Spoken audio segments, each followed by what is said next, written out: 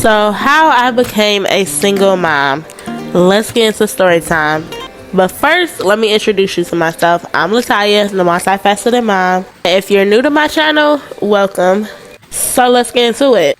I know I'm not the only one that thought they would be with the father of their child forever. If you're like me, you resonate with this. We wanted to raise our kid in a 2-parent household, but shit did not go according to plan. We wanted to break a generational curse, but instead we end up becoming another one. If you're not familiar with my story, I'm a single mom of 2 toddler girls, Lori and Lila, 1 and 3, y'all, and y'all know it's hectic. My backstory went from a beautiful marriage love story to a whole chaotic shit show, y'all. Real quick. Me and my ex got married in 2019 after being together for 2 years. 2 weeks after marriage, I had a miscarriage, and 2 weeks after that, I was pregnant again. This was definitely on purpose because, again, I planned on being in a 2-parent household forever.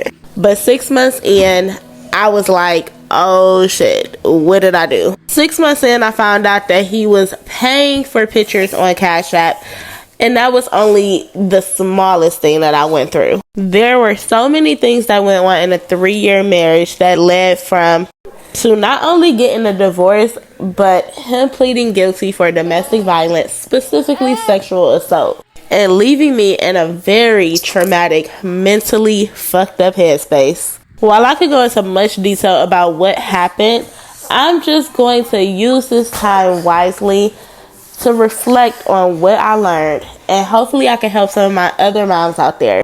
So here are 10 things I learned after getting a divorce and being a victim of domestic violence.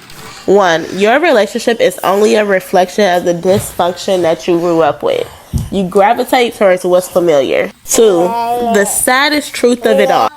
I was the first in my family of women, close family of course, to actually hold my abuser accountable.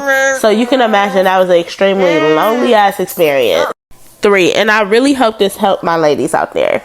There is no way that the unhealed version of you could have saw your ending coming. There are a lot of dysfunctional ass relationships out there. There are a lot of toxic people out there, including myself, including you. Everybody has some type of dysfunction and toxic because it's a representation of our trauma that we grew up with. But the difference is some people decide to change and a lot of people decide not to. And them not changing might be putting you and your family in jeopardy, and it's okay to not know that. I would have never predicted that my ex would have not changed and more so become more dangerous than it was before when I got with him. The truth is, we both changed. I changed for the better and he changed for the worse. And once you come to that realization, you will feel so much better. To the ladies who have that mindset of, oh, I don't want another woman to reap the benefits of the stuff I'm going through, that's a scarcity mindset. God has somebody for you that actually deserves you and don't have to put you through hell to get it. 4, when I was going through hard times with my husband, I went to people who normalized the abuse that I was going through. I really didn't want to hear the truth. So instead of being told to leave when I talked about the verbal abuse, I was just told it was a part of marriage, but it's really not.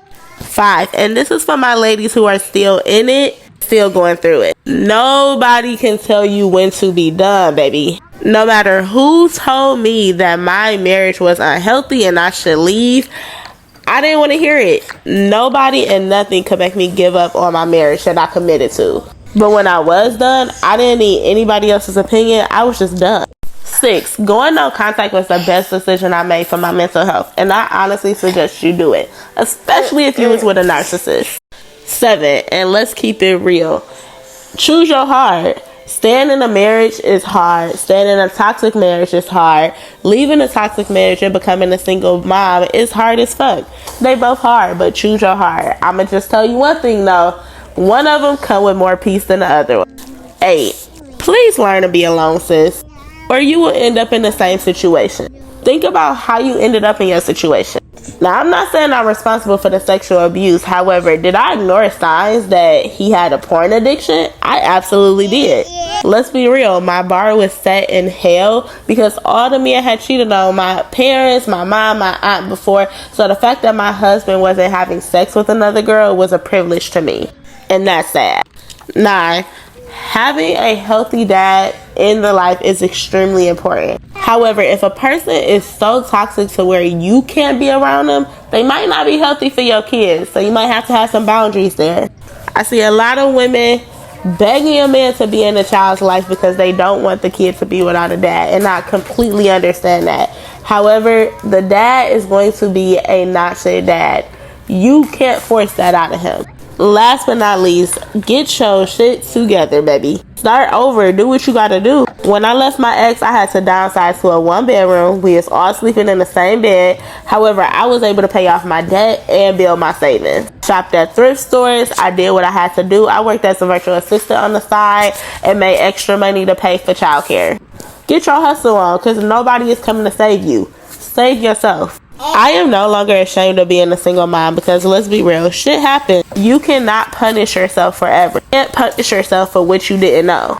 Don't hold yourself hostage to the broken part of yourself. Being a mom is already hard, but being a single mom and having to heal from the traumatizing shit that you went through, that's some supernatural shit that you gotta go through. So pat yourself on the back for even listening to this, because this means that you're interested in healing. You're interested in moving forward and making your life better for you and your children. Starting over is hard as hell. I'm not gonna lie to you. It's scary, it's uncomfortable, and sometimes we make ourselves comfortable with the dysfunction and the toxicity. So when you get in a healthy place, it's not going to be comfortable. But that's okay, because one day, like my therapist said, you're going to be comfortable with peace. Peace is going to be normal to you. Allow yourself to be the bitter baby mama. Because let's be real, we have a reason to be bitter. Bitterness is only a part of anger. And anger and bitterness isn't a bad thing, because it informs us that we've been violated and people had us fucked up.